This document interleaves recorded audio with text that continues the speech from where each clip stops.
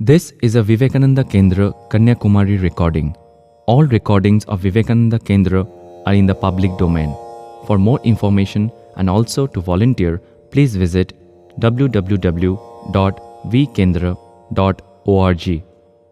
My India, the India Eternal by Swami Vivekananda. Read by Noina Chatterjee. Chapter 8.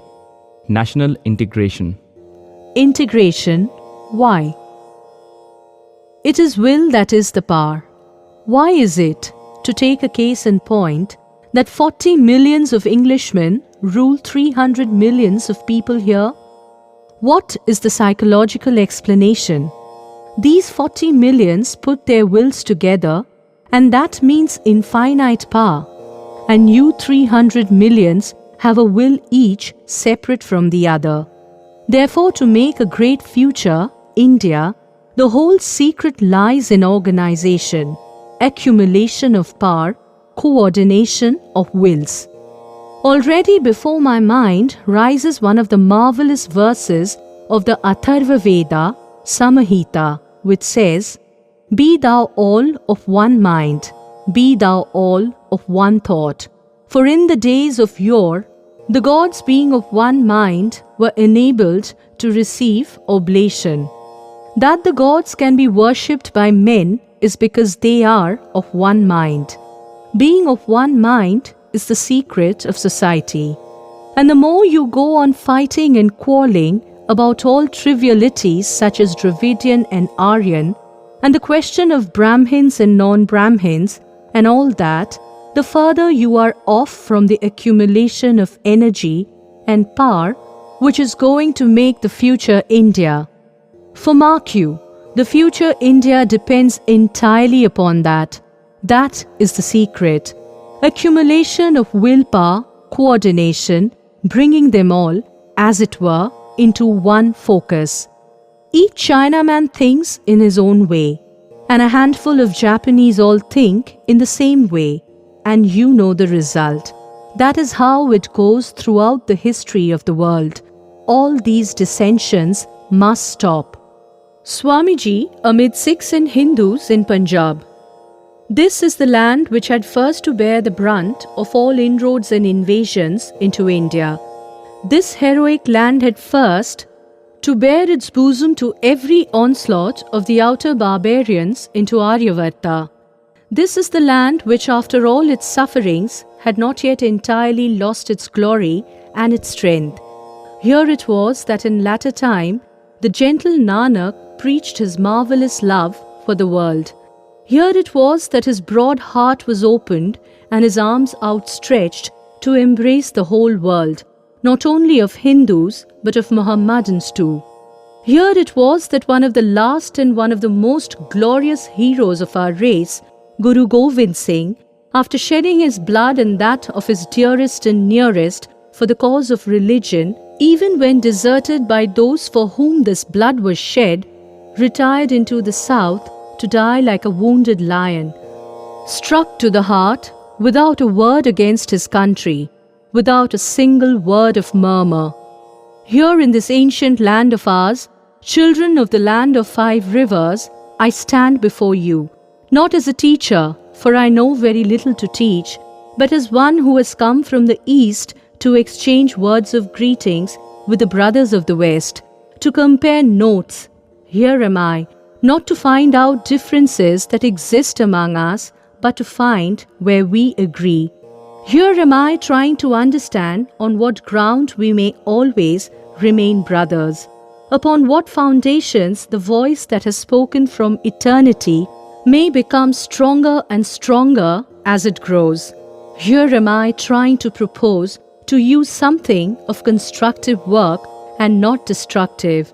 For criticism, the days are past, and we are waiting for constructive work. Gentlemen, this is the motive that brings me before you, and at the start I may declare to you that I belong to no party and no sect. They are all great and glorious to me. I love them all, and all my life I have been attempting to find what is good and true in them. If we can, a ground of agreement, and if through the grace of the Lord such a state of thing is possible, Let us take it up, and from theory carry it out into practice. There have been sects enough in this country.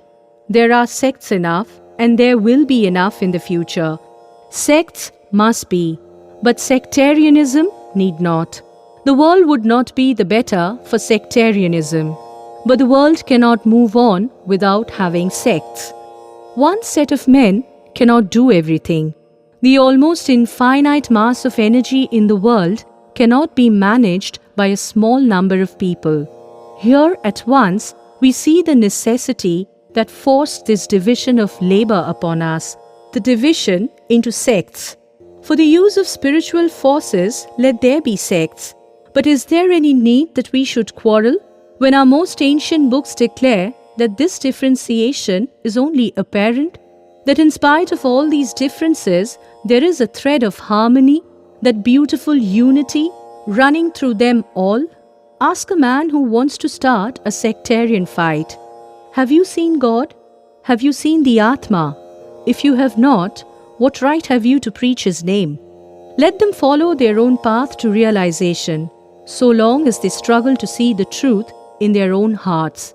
And when the broad, naked truth will be seen, then they will find that wonderful blissfulness which marvelously enough has been testified to by every seer in India, by every one who has realized the truth. Then words of love alone will come out of that heart, for it has already been touched by Him who is the essence of love Himself. Then, and then alone, all sectarian quarrels will cease. On the Hindu-Muslim relation. This Vedantic spirit of religious liberality has very much affected Mohammedanism. Mohammedanism in India is quite a different thing from that in any other country. It is only when Mohammedans come from other countries and preach to their co-religionists in India about living with men who are not of their faith that a Mohammedan mob is aroused and fights. Whether we call it Vedantism or any ism, the truth is that Advaitism is the last word of religion and thought, and the only position from which we can look upon all religions and sects is with love. I believe it is the religion of the future, enlightened humanity. The Hindus may get the credit of arriving at it earlier than other races, they being an older race than either the Hebrew or the Arab. Yet practical Advaitism, which looks upon and behaves to all mankind as one's own soul, was never developed among the Hindus universally. On the other hand, my experience is that if ever any religion approached to this equality in an appreciable manner, it is Islam and Islam alone. Therefore, I am firmly persuaded that without the help of practical Islam, theories of Vedantism, however fine and wonderful they may be, are entirely valueless to the vast mass of mankind. We want to lead mankind to the place where there is neither the Vedas, nor the Bible, nor the Quran. Yet this has to be done by harmonizing the Vedas, the Bible, and the Quran. Mankind ought to be taught that religions are but the varied expression of the religion, which is oneness, so that each may choose the path that suits him best. For our own motherland, a junction of the two great systems, Hinduism and Islam, Vedanta brain and Islam body, is the only hope. I see in my mind's eye the future, perfect India, rising out of this chaos and strife, glorious and invincible, with Vedanta brain and Islam body. The colorful national fabric, unity in diversity. A veritable ethnological museum, possibly the half-ape skeleton of the recently discovered Sumatra link, will be found on search here too. The dolmens are not wanting. Flint implements can be dug out almost anywhere. The lake dwellers, at least the river dwellers, must have been abundant at one time. The cavemen and leaf wearers still persist. The primitive hunters living in forest are in evidence in various parts of the country. Then there are the more historical varieties, the Negrito-Cholerian, the Dravidian and the Aryan. To these have been added from time to time dashes of nearly all the known races and a great many yet unknown, various breeds of Mongoloids, Mongols, Tatars and the so-called Aryans of the philologist. Well, here are the Persian, the Greek, the Yunchi, the Hun, the Chin, the Scythian and many more, melted and fused, the Jews, Parsis, Arabs, Mongols, down to the descendants of the Vikings and the lords of the German forest, yet undigested, an ocean of humanity, composed of these race waves seething, boiling, struggling, constantly changing form, rising to the surface and spreading and swallowing little ones, again subsiding. This is the history of India. Race, religion, language, government, all these together make a nation. The elements which compose the nations of the world are indeed very few. Taking race after race, compared to this country, here have been the Aryan, the Dravidian, the Tatar, the Turk, the Mughal, the European, all the nations of the world, as it were, pouring their blood into this land. Of languages, the most wonderful conglomeration is here. Of manners and customs, there is more difference between two Indian races than between the European and the Eastern races. The one common ground that we have in our sacred tradition, our religion, that is the only common ground, and upon that we shall have to build. In Europe, political ideas form the national unity. In Asia, religious ideals form the national unity. The unity in religion, therefore, is absolutely necessary as the first condition of the future of India.